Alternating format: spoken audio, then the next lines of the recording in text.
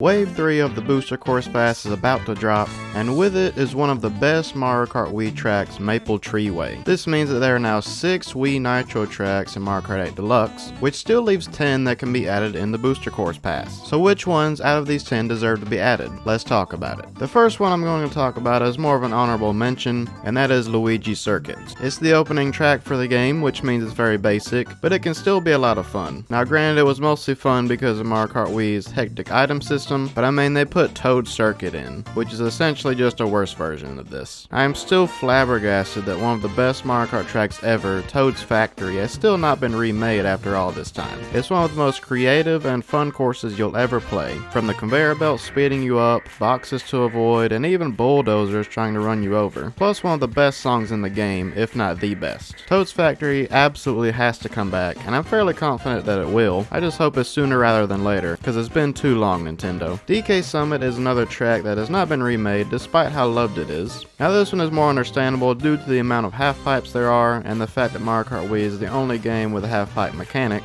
But I was hoping to see this come back in Wave 3 since there are half pipes in Merry Mountain, which Nintendo revealed earlier, and it would be a great track for Christmas. But alas, we will have to wait at least one more wave for it. It's such a good track, and I have fun driving it every single time, despite how many times I've played it over the years, which is easily hundreds. But my fingers are crossed on it being in the next wave. Koopa Cape is another fan favorite, although this one has been remade in Mario Kart 7. This is probably a top 5 track in Mario Kart Wii, and I expect it to be in the Booster Course Pass very soon. The rushing water gives it a nice pace and makes it stand out more from the other tracks in the game. The underwater 2-part is still one of my favorite sections of all time, as I was always super impressed by this as a kid. The whole course is a delight to play, and I'm sure everyone else is counting down the days till this one comes back. I've already discussed how unfortunate it is that many of the great tracks in Wii have not been remade yet, but the biggest disappointment is the fact that none of the Special Cup tracks have either. Mario Kart Wii is arguably the best Special Cup, which makes this even more frustrating. I'm usually not a fan of desert tracks, but Dry Ruins is actually a lot of fun. The main reason people like it is because of the temple you go through that has a fun half-pipe section and a pit that fills up with more and more sand as the laps go on. There's also the pillars that fall down and you can trick off of that can add some strategy. The fact that Dry Desert is in Mario Kart 8 Deluxe instead of this is a big miss on Nintendo's part, and hopefully they will right this wrong soon. Moonview Highway is a traffic track, and in my opinion is the best one too. Every second of this race is pure adrenaline and keeps you on your toes, whether that's from all the cars trying to run you over or the 10,000 boost pads there are. I think this track would also look fantastic on the Switch with all the beautiful infrastructure you will see while racing.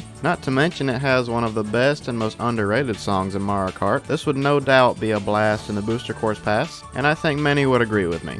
I just hope they won't nerf the cars and make it too easy. Bowser's Castle seems more and more like a long shot the more waves we see announced, considering we are 3 waves in and not one Bowser's Castle has been added. But surely they'll make at least a couple, and what better one to do than the best one from the Wii. It has everything you could ever want in a Bowser's Castle, such as moving floors, big jumps, thwomps, fire wheels, lava geysers, and even a giant mechanical Bowser shooting fireballs at you, similar to the one in Double Dash. Everywhere you turn there's something trying to squash you or hit you, and it's just a good time. In my opinion, it is the best Bowser's Castle ever, and if Nintendo does not put at least one in, as I'm sure they will, then it should absolutely be the Wii's version. And the final track we are going to discuss is of course the incredible Rainbow Road. With the announcement of 3DS Rainbow Road coming back, I am fairly confident the Wii variant will make its glorious return soon enough. It is without a doubt one of the best Rainbow Roads out there, and I would be ecstatic to see it come back. It is nothing short of magical and makes me feel special every time. The road itself is beautiful, the half-pipe sections are fun,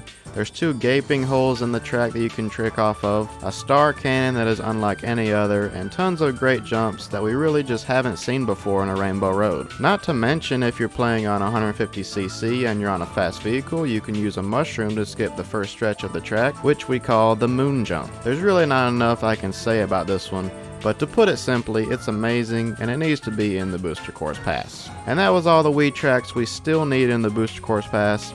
I'm sure a lot of these, and hopefully all of them, will be added eventually, but we still have a while before the next wave, so hopefully this video will be relevant for a while. Let me know if there's another Mario Kart game you want me to do this with, and what tracks you want to see be added. Thanks for watching, and I'll see you later.